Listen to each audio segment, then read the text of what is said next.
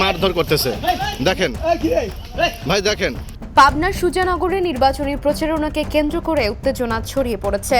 মহিলা কর্মী সহ জামায়াত ইসলামীর অন্তত ৫ জন নেতাকর্মী আহত হয়ে হাসপাতালে ভর্তি হয়েছেন।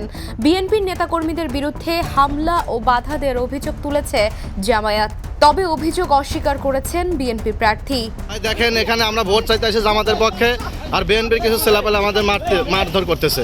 শনিবার দুপুরের দিকে সুজানগর উপজেলার মানিকহাটি ইউনিয়নের রায়পুর মাঝপাড়া ও আহমদপুর ইউনিয়নের সৈয়দপুর এলাকায় পৃথক এসব ঘটনা ঘটে বলে জানান স্থানীয়রা।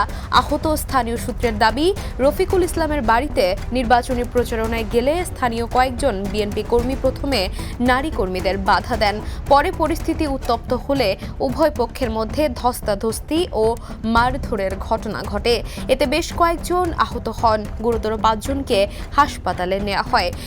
মারার জন্য হাত উঠাইছে, খুবই অকথ্য ভাষায় গালাগালি করছে। এছাড়া পৌর এলাকার চর সুজানগর ও আহমদপুর ইউনিয়নের সৈয়দপুর এলাকাতেও জামায়াত ও ছাত্র শিবিরের প্রচারণায় বাধা দেওয়ার অভিযোগ ওঠে। ঘটনার প্রতিবাদে জামায়াতের মহিলা কর্মীরা বিক্ষোভ মিছিল বের করেন। এ বিষয়ে পাবনা ২ আসনের সহকারী রিটার্নিং কর্মকর্তা মীর রাশেদুজ্জামান বলেন, সুজানগরে ৩টি ঘটনার তথ্য আমরা পেয়েছি। স্বপ্রণোদিতভাবে বিষয়গুলো পর্যবেক্ষণ করছি। লিখিত অভিযোগ পেলে প্রয়োজনীয় আইনগত ব্যবস্থা গ্রহণ করা হবে।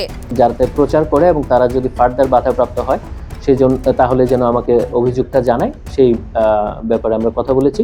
তো এখন পর্যন্ত আমি অভিযোগ পাই না, আমরা ধরে নিচ্ছি যে এটা স্বাভাবিক অবস্থায় আছে ওখানে যারা সমস্যায় ছিলেন।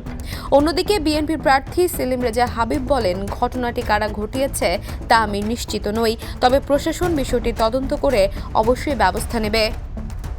Desk report, the news.